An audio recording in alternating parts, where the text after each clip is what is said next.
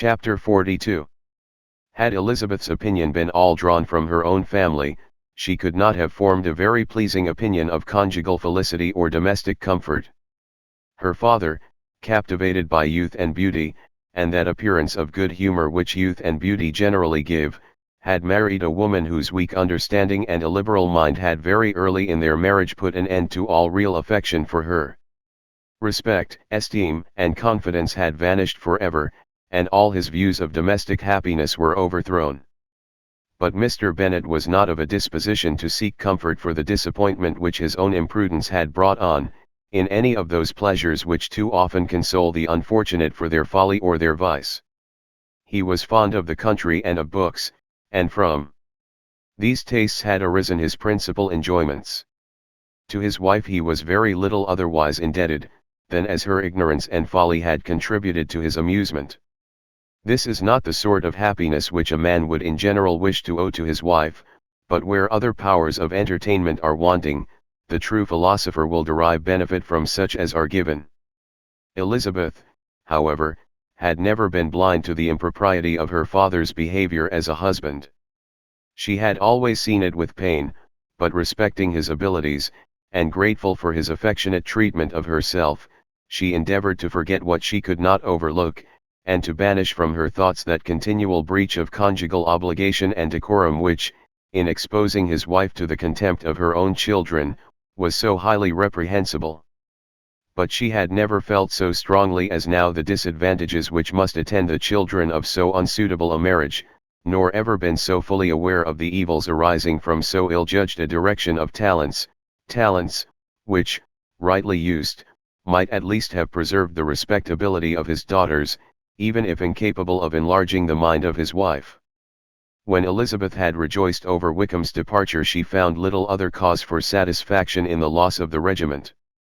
Their parties abroad were less varied than before, and at home she had a mother and sister whose constant repinings at the dullness of everything around them threw a real gloom over their domestic circle, and, though Kitty might in time regain her natural degree of sense, since the disturbers of her brain were removed, her other sister, from whose disposition greater evil might be apprehended, was likely to be hardened in all her folly and assurance by a situation of such double danger as a watering place and a camp.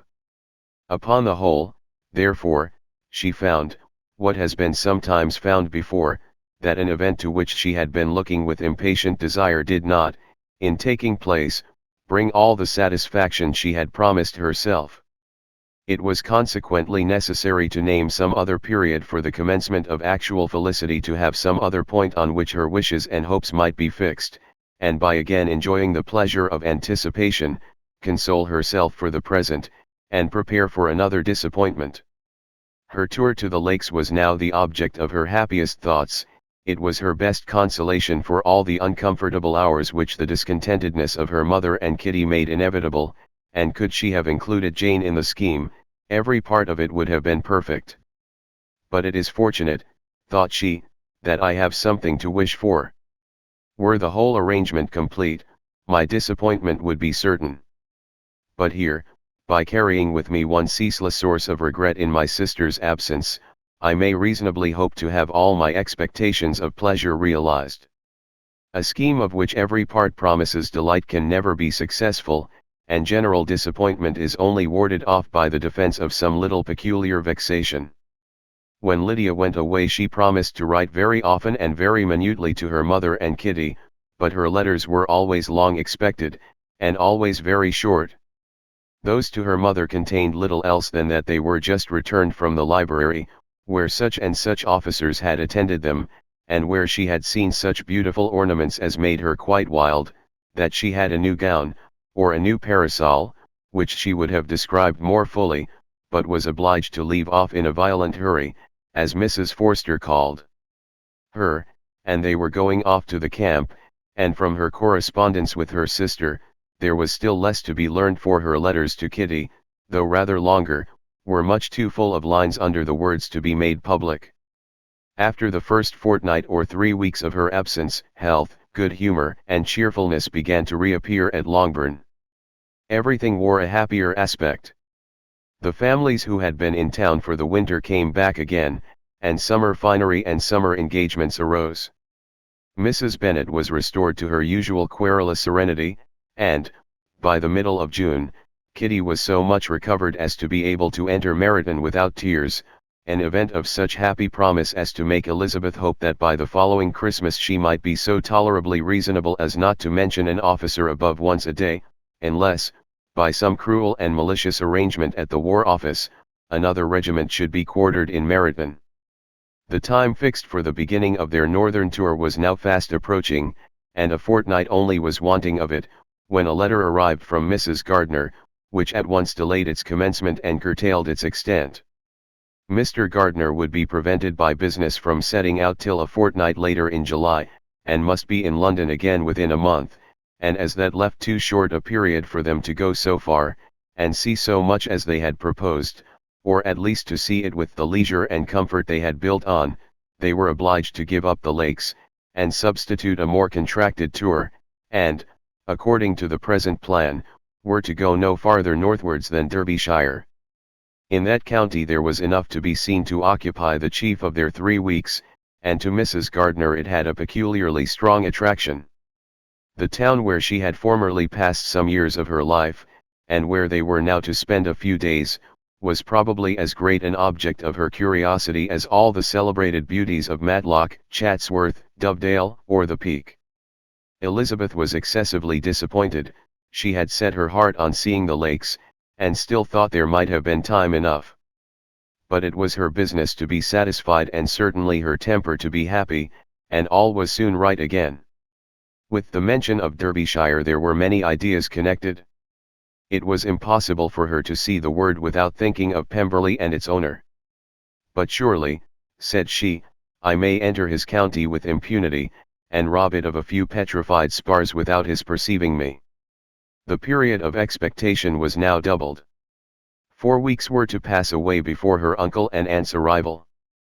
But they did pass away, and Mr. and Mrs. Gardiner, with their 4 children, did at length appear at Longbourn. The children, 2 girls of 6 and 8 years old, and 2 younger boys, were to be left under the particular care of their cousin Jane, who was the general favorite, and whose steady sense and sweetness of temper exactly adapted her for attending to them in every way, teaching them, playing with them, and loving them. The Gardiners stayed only one night at Longbourn, and set off the next morning with Elizabeth in pursuit of novelty and amusement. One enjoyment was certain, that of suitableness of companions, a suitableness which comprehended health and temper to bear inconveniences, cheerfulness to enhance every pleasure, and affection and intelligence, which might supply it among themselves if there were disappointments abroad. It is not the object of this work to give a description of Derbyshire, nor of any of the remarkable places through which their route thither lay. Oxford, Blenheim, Warwick, Kenilworth, Birmingham, etc. are sufficiently known. A small part of Derbyshire is all the present concern. To the little town of Lambton, the scene of Mrs. Gardiner's former residence, and where she had lately learned some acquaintance still remained, they bent their steps, after having seen all the principal wonders of the country, and within 5 miles of Lambton, Elizabeth found from her aunt that Pemberley was situated. It was not in their direct road, nor more than a mile or 2 out of it.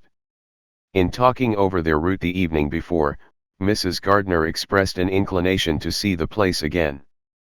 Mr. Gardiner declared his willingness, and Elizabeth was applied to for her approbation. "My love, should not you like to see a place of which you have heard so much?" said her aunt. "A place, too, with which so many of your acquaintances are connected. Wickham passed all his youth there, you know."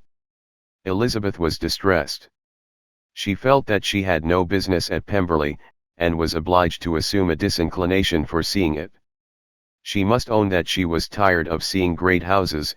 After going over so many, she really had no pleasure in fine carpets or satin curtains. Mrs. Gardiner abused her stupidity. "If it were merely a fine house richly furnished," said she, "I should not care about it myself, but the grounds are delightful. They have some of the finest woods in the country." Elizabeth said no more, but her mind could not acquiesce. The possibility of meeting Mr. Darcy, while viewing the place, instantly occurred. It would be dreadful. She blushed at the very idea, and thought it would be better to speak openly to her aunt than to run such a risk. But against this there were objections, and she finally resolved that it could be the last resource, if her private inquiries to the absence of the family were unfavorably answered. Accordingly, when she retired at night, she asked the chambermaid whether Pemberley were not a very fine place. What was the name of its proprietor? And, with no little alarm, whether the family were down for the summer. A most welcome negative followed the last question, and her alarms now being removed, she was at leisure to feel a great deal of curiosity to see the house herself, and when the subject was revived the next morning, and she was again applied to, could readily answer, and with a proper air of indifference, that she had not really any dislike to the scheme. To Pemberley, therefore, they were to go. Chapter 43. Elizabeth, as they drove along, watched for the first appearance of Pemberley Woods with some perturbation, and when at length they turned in at the lodge, her spirits were in a high flutter. The park was very large, and contained great variety of ground. They entered it in one of its lowest points, and drove for some time through a beautiful wood stretching over a wide extent. Elizabeth's mind was too full for conversation, but she saw and admired every remarkable spot and point of view. They gradually ascended for half a mile, and then found themselves at the top of a considerable eminence, where the wood ceased, and the eye was instantly caught by Pemberley House, situated on the opposite side of a valley, into which the road with some abruptness wound. It was a large, handsome stone building, standing well on rising ground, and backed by a ridge of high woody hills, and in front, a stream of some natural importance was swelled into greater, but without any artificial appearance. Its banks were neither formal nor falsely adorned. Elizabeth was delighted. She had never seen a place for which nature had done more, or where natural beauty had been so little counteracted by an awkward taste. They were all of them warm in their admiration, and at that moment she felt that to be mistress of Pemberley might be something. They descended the hill, crossed the bridge, and drove to the door, and, while examining the nearer aspect of the house, all her apprehension of meeting its owner returned. She dreaded lest the chambermaid had been mistaken. On applying to see the place, they were admitted into the hall, and Elizabeth, as they waited for the housekeeper, had leisure to wonder at her being where she was. The housekeeper came, a respectable-looking elderly woman, much less fine, and more civil, than she had any notion of finding her. They followed her into the dining parlor. It was a large, well-proportioned room, handsomely fitted up. Elizabeth, after slightly surveying it, went to a window to enjoy its prospect. The hill, crowned with wood, which they had descended, receiving increased abruptness from the distance, was a beautiful object. Every disposition of the ground was good, and she looked on the whole scene, the river, the trees scattered on its banks and the winding of the valley, as far as she could trace it, with delight. As they passed into other rooms these objects were taking different positions, but from every window there were beauties to be seen.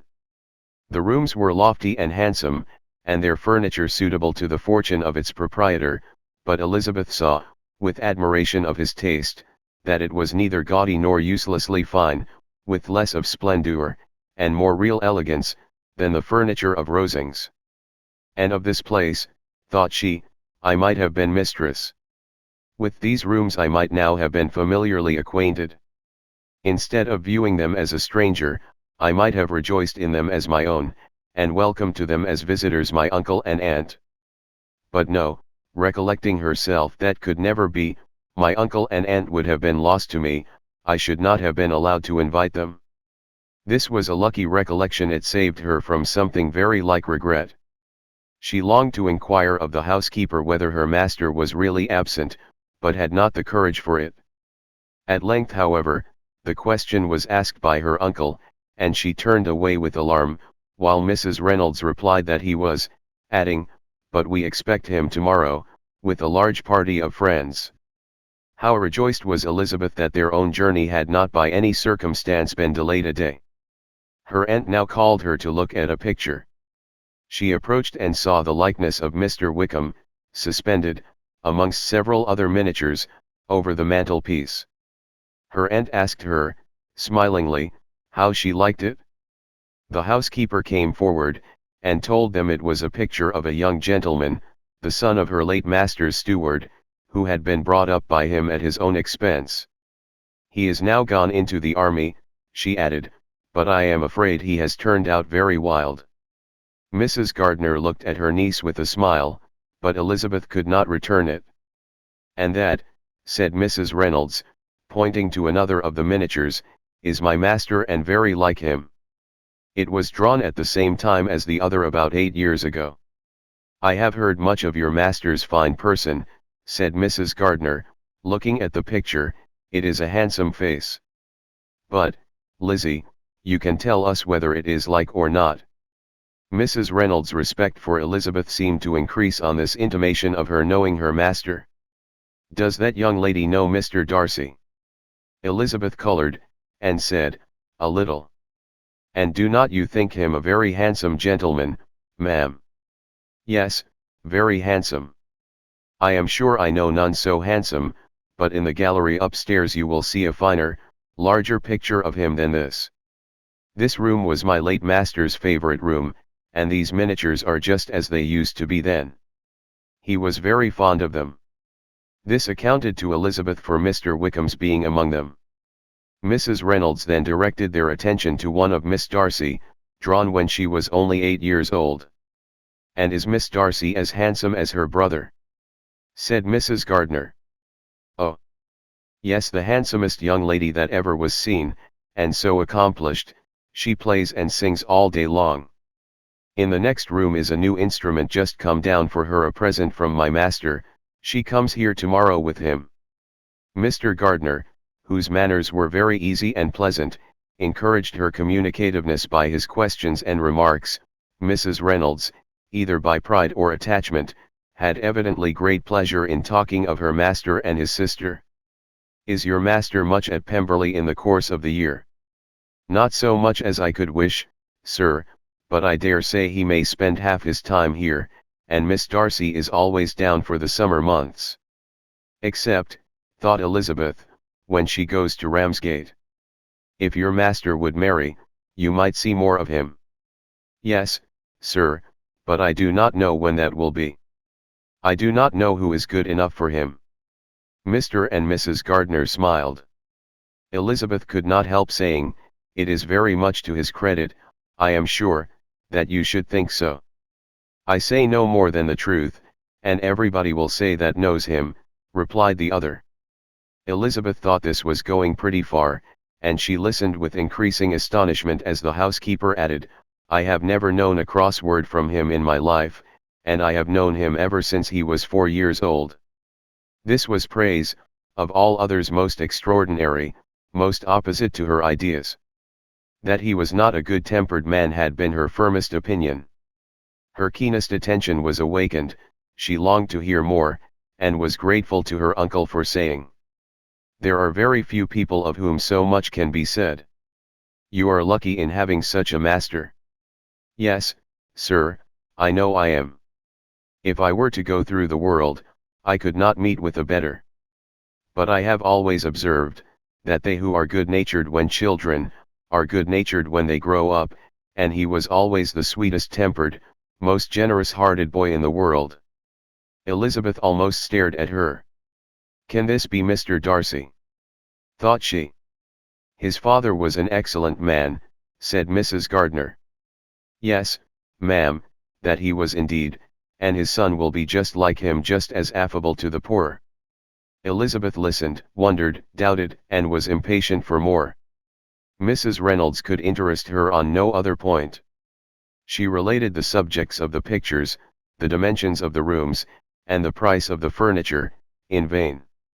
Mr. Gardiner, highly amused by the kind of family prejudice to which he attributed her excessive commendation of her master, soon led again to the subject, and she dwelt with energy on his many merits as they proceeded together up the great staircase. He is the best landlord, and the best master, said she, that ever lived, not like the wild young men nowadays, who think of nothing but themselves. There is not one of his tenants or servants but will give him a good name. Some people call him proud, but I am sure I never saw anything of it. To my fancy, it is only because he does not rattle away like other young men. In what an amiable light does this place him, thought Elizabeth. This fine account of him, whispered her aunt as they walked, is not quite consistent with his behavior to our poor friend. Perhaps we might be deceived. That is not very likely, our authority was too good.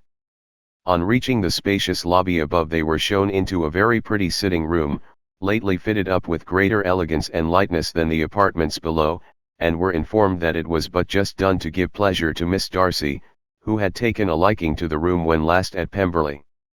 "He is certainly a good brother," said Elizabeth, as she walked towards one of the windows. Mrs. Reynolds anticipated Miss Darcy's delight, when she should enter the room. "And this is always the way with him," she added. "Whatever can give his sister any pleasure is sure to be done in a moment. There is nothing he would not do for her." The picture gallery, and 2 or 3 of the principal bedrooms, were all that remained to be shown. In the former were many good paintings, but Elizabeth knew nothing of the art, and from such as had been already visible below, she had willingly turned to look at some drawings of Miss Darcy's, in crayons, whose subjects were usually more interesting, and also more intelligible. In the gallery there were many family portraits, but they could have little to fix the attention of a stranger. Elizabeth walked in quest of the only face whose features would be known to her. At last it arrested her and she beheld a striking resemblance to Mr. Darcy, with such a smile over the face as she remembered to have sometimes seen when he looked at her. She stood several minutes before the picture, in earnest contemplation, and returned to it again before they quitted the gallery. Mrs. Reynolds informed them that it had been taken in his father's lifetime. There was certainly at this moment, in Elizabeth's mind, a more gentle sensation towards the original than she had ever felt at the height of their acquaintance. The commendation bestowed on him by Mrs. Reynolds was of no trifling nature. What praise is more valuable than the praise of an intelligent servant? As a brother, a landlord, a master, she considered how many people's happiness were in his guardianship, how much of pleasure or pain was it in his power to bestow, how much of good or evil must be done by him. Every idea that had been brought forward by the housekeeper was favorable to his character, and as she stood before the canvas on which he was represented, and fixed his eyes upon herself, she thought of his regard with a deeper sentiment of gratitude than it had ever raised before. She remembered its warmth, and softened its impropriety of expression. When all of the house that was open to general inspection had been seen, they returned downstairs, and, taking leave of the housekeeper, were consigned over to the gardener, who met them at the hall door. As they walked across the hall towards the river, Elizabeth turned back to look again. Her uncle and aunt stopped also, and while the former was conjecturing as to the date of the building, the owner of it himself suddenly came forward from the road, which led behind it to the stables. They were within 20 yards of each other, and so abrupt was his appearance, that it was impossible to avoid his sight. Their eyes instantly met, and the cheeks of both were overspread with the deepest blush. He absolutely started, and for a moment seemed immovable from surprise, but shortly recovering himself, advanced towards the party, and spoke to Elizabeth, if not in terms of perfect composure, at least of perfect civility. She had instinctively turned away, but stopping on his approach, received his compliments with an embarrassment impossible to be overcome. Had his first appearance, or his resemblance to the picture they had just been examining, been insufficient to assure the other two that they now saw Mr. Darcy, the gardener's expression of surprise, on beholding his master, must immediately have told it. They stood a little aloof while he was talking to their niece, who, astonished and confused, scarcely dared lift her eyes to his face, and knew not what answer she returned to his civil inquiries after her family. Amazed at the alteration of his manner since they last parted, every sentence that he uttered was increasing her embarrassment, and every idea of the impropriety of her being found there recurring to her mind, the few minutes in which they continued were some of the most uncomfortable in her life. Nor did he seem much more at ease. When he spoke, his accent had none of its usual sedateness, and he repeated his inquiries as to the time of her having left Longbourn, and of her having stayed in Derbyshire, so often, and in so hurried a way, as plainly spoke the distraction of his thoughts. At length every idea seemed to fail him, and, after standing a few moments without saying a word, he suddenly recollected himself, and took leave. The others then joined her, and expressed admiration of his figure, but Elizabeth heard not a word, and wholly engrossed by her own feelings, followed them in silence. She was overpowered by shame and vexation. Her coming there was the most unfortunate, the most ill-judged thing in the world. How strange it must appear to him! In what a disgraceful light might it not strike so vain a man! It might seem as if she had purposely thrown herself in his way again. Oh! Why did she come? Or, why did he thus come a day before he was expected? Had they been only 10 minutes sooner, they should have been beyond the reach of his discrimination, for it was plain that he was that moment arrived, that moment alighted from his horse or his carriage. She blushed again and again over the perverseness of the meeting. And his behavior, so strikingly altered, what could it mean? That he should even speak to her was amazing, but to speak with such civility, to inquire after her family. Never in her life had she seen his manners so little dignified, never had he spoken with such gentleness as on this unexpected meeting.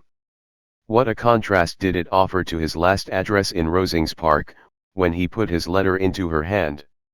She knew not what to think, or how to account for it. They had now entered a beautiful walk by the side of the water, and every step was bringing forward a nobler fall of ground, or a finer reach of the woods to which they were approaching, but it was some time before Elizabeth was sensible of any of it, and, though she answered mechanically to the repeated appeals of her uncle and aunt, and seemed to direct her eyes to such objects as they pointed out, she distinguished no part of the scene. Her thoughts were all fixed on that one spot of Pemberley House, whichever it might be, where Mr. Darcy then was. She longed to know what at the moment was passing in his mind, in what manner he thought of her, and whether, in defiance of everything, she was still dear to him. Perhaps he had been civil only because he felt himself at ease, yet there had been that in his voice which was not like ease. Whether he had felt more of pain or of pleasure in seeing her she could not tell, but he certainly had not seen her with composure. At length, however, the remarks of her companions on her absence of mind aroused her, and she felt the necessity of appearing more like herself. They entered the woods, and bidding adieu to the river for a while, ascended some of the higher grounds, when, in spots where the opening of the trees gave the eye power to wander, were many charming views of the valley, the opposite hills, with the long range of woods overspreading many, and occasionally part of the stream. Mr. Gardiner expressed a wish of going round the whole park, but feared it might be beyond a walk. With a triumphant smile they were told that it was 10 miles round. It settled the matter, and they pursued the accustomed circuit, which brought them again, after some time, in a descent among hanging woods, to the edge of the water, and one of its narrowest parts. They crossed it by a simple bridge, in character with the general air of the scene. It was a spot less adorned than any they had yet visited, and the valley, here contracted into a glen, allowed room only for the stream, and a narrow walk amidst the rough coppicewood which bordered it. Elizabeth longed to explore its windings, but when they had crossed the bridge, and perceived their distance from the house, Mrs. Gardiner, who was not a great walker, could go no farther, and thought only of returning to the carriage as quickly as possible. Her niece was, therefore, obliged to submit, and they took their way towards the house on the opposite side of the river, in the nearest direction, but their progress was slow, for Mr. Gardiner, though seldom able to indulge the taste, was very fond of fishing, and was so much engaged in watching the occasional appearance of some trout in the water, and talking to the men about them, that he advanced but little.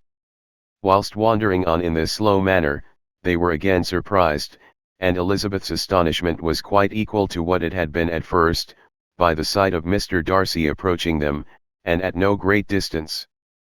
The walk here being here less sheltered than on the other side, allowed them to see him before they met. Elizabeth, however astonished, was at least more prepared for an interview than before, and resolved to appear and to speak with calmness, if he really intended to meet them. For a few moments, indeed, she felt that he would probably strike into some other path. The idea lasted while a turning in the walk concealed him from their view. The turning past, he was immediately before them. With a glance, she saw that he had lost none of his recent civility, and, to imitate his politeness, she began, as they met, to admire the beauty of the place, but she had not got beyond the words delightful and charming, when some unlucky recollections obtruded, and she fancied that praise of Pemberley from her might be mischievously construed. Her color changed, and she said no more. Mrs. Gardiner was standing a little behind, and on her pausing, he asked her if she would do him the honor of introducing him to her friends. This was a stroke of civility for which she was quite unprepared, and she could hardly suppress a smile at his being now seeking the acquaintance of some of those very people against whom his pride had revolted in his offer to herself. What will be his surprise, thought she, when he knows who they are? He takes them now for people of fashion. The introduction, however, was immediately made, and as she named their relationship to herself, she stole a sly look at him, to see how he bore it, and was not without the expectation of his decamping as fast as he could from such disgraceful companions. That he was surprised by the connection was evident. He sustained it, however, with fortitude, and so far from going away, turned back with them, and entered into conversation with Mr. Gardiner. Elizabeth could not but be pleased, could not but triumph. It was consoling that he should know she had some relations for whom there was no need to blush.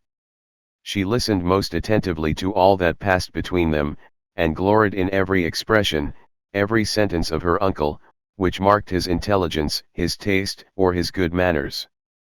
The conversation soon turned upon fishing, and she heard Mr. Darcy invite him, with the greatest civility, to fish there as often as he chose while he continued in the neighborhood, offering at the same time to supply him with fishing tackle, and pointing out those parts of the stream where there was usually most sport. Mrs. Gardiner, who was walking arm in arm with Elizabeth, gave her a look expressive of wonder. Elizabeth said nothing, but it gratified her exceedingly. The compliment must be all for herself.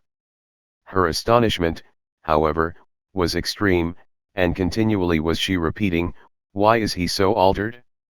From what can it proceed? It cannot be for me, it cannot be for my sake that his manners are thus softened. My reproofs at Hunsford could not work such a change as this. It is impossible that he should still love me."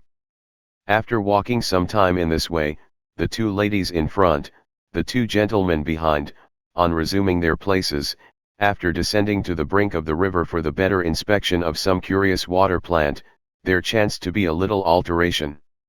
It originated in Mrs. Gardiner, who, fatigued by the exercise of the morning, found Elizabeth's arm inadequate to her support, and consequently preferred her husband's. Mr. Darcy took her place by her niece, and they walked on together. After a short silence, the lady first spoke. She wished him to know that she had been assured of his absence before she came to the place, and accordingly began by observing, that his arrival had been very unexpected, for your housekeeper, she added, informed us that you would certainly not be here till tomorrow, and indeed, before we left Bakewell, we understood that you were not immediately expected in the country. He acknowledged the truth of it all, and said that business with his steward had occasioned his coming forward a few hours before the rest of the party with whom he had been traveling. They will join me early tomorrow, he continued, and among them are some who will claim an acquaintance with you, Mr. Bingley and his sisters. Elizabeth answered only by a slight bow. Her thoughts were instantly driven back to the time when Mr. Bingley's name had been the last mentioned between them, and, if she might judge by his complexion, his mind was not very differently engaged. There is also one other person in the party, he continued after a pause, who more particularly wishes to be known to you. Will you allow me, or do I ask too much, to introduce my sister to your acquaintance during your stay at Lambton." The surprise of such an application was great indeed. It was too great for her to know in what manner she acceded to it. She immediately felt that whatever desire Miss Darcy might have of being acquainted with her must be the work of her brother, and, without looking farther, it was satisfactory, it was gratifying to know that his resentment had not made him think really ill of her. They now walked on in silence, each of them deep in thought. Elizabeth was not comfortable, that was impossible, but she was flattered and pleased. His wish of introducing his sister to her was a compliment of the highest kind. They soon outstripped the others, and when they had reached the carriage, Mr. and Mrs. Gardiner were half a quarter of a mile behind. He then asked her to walk into the house, but she declared herself not tired, and they stood together on the lawn. At such a time much might have been said, and silence was very awkward. She wanted to talk, but there seemed to be an embargo on every subject. At last she recollected that she had been travelling, and they talked of Matlock and Dovedale with great perseverance. Yet time and her aunt moved slowly, and her patience and her ideas were nearly worn out before the tete-a-tete was over. On Mr. and Mrs. Gardiner's coming up, they were all pressed to go into the house and take some refreshment, but this was declined, and they parted on each side with utmost politeness. Mr. Darcy handed the ladies into the carriage, and when it drove off, Elizabeth saw him walking slowly towards the house. The observations of her uncle and aunt now began, and each of them pronounced him to be infinitely superior to anything they had expected. "He is perfectly well behaved, polite, and unassuming," said her uncle. "There is something a little stately in him, to be sure," replied her aunt, "but it is confined to his air, and is not unbecoming. I can now say with the housekeeper, that though some people may call him proud, I have seen nothing of it. I was never more surprised than by his behavior to us. It was more than civil, it was really attentive, and there was no necessity for such attention. His acquaintance with Elizabeth was very trifling." "To be sure, Lizzie," said her aunt, "he is not so handsome as Wickham, or, rather, he has not Wickham's countenance, for his features are perfectly good. But how came you to tell me that he was so disagreeable?" Elizabeth excused herself as well as she could, said that she had liked him better when they had met in Kent than before, and that she had never seen him so pleasant as this morning. "But perhaps he may be a little whimsical in his civilities," replied her uncle. "Your great men often are, and therefore I shall not take him at his word, as he might change his mind another day, and warn me off his grounds." Elizabeth felt that they had entirely misunderstood his character, but said nothing. "From what we have seen of him," continued Mrs. Gardiner, "I really should not have thought that he could have behaved in so cruel a way by anybody as he has done by poor Wickham. He has not an ill-natured look. On the contrary, there is something pleasing about his mouth when he speaks. And there is something of dignity in his countenance that would not give one an unfavorable idea of his heart. But, to be sure, the good lady who showed us his house did give him a most flaming character. I could hardly help laughing aloud sometimes. But he is a liberal master, I suppose, and that in the eye of a servant comprehends every virtue." Elizabeth here felt herself called on to say something in vindication of his behavior to Wickham, and therefore gave them to understand, in as guarded a manner as she could, that by what she had heard from his relations in Kent, his actions were capable of a very different construction, and that his character was by no means so faulty, nor Wickham so amiable, as they had been considered in Hertfordshire. In confirmation of this, she related the particulars of all the pecuniary transactions in which they had been connected, without actually naming her authority, but stating it to be such as might be relied on. Mrs. Gardiner was surprised and concerned, but as they were now approaching the scene of her former pleasures, every idea gave way to the charm of recollection, and she was too much engaged in pointing out to her husband all the interesting spots in its environs to think of anything else. Fatigued as she had been by the morning's walk, they had no sooner dined than she set off again in quest of her former acquaintance, and the evening was spent in the satisfactions of an intercourse renewed after many years' discontinuance. The occurrences of the day were too full of interest to leave Elizabeth much attention for any of these new friends, and she could do nothing but think, and think with wonder, of Mr. Darcy's civility, and, above all, of his wishing her to be acquainted with his sister.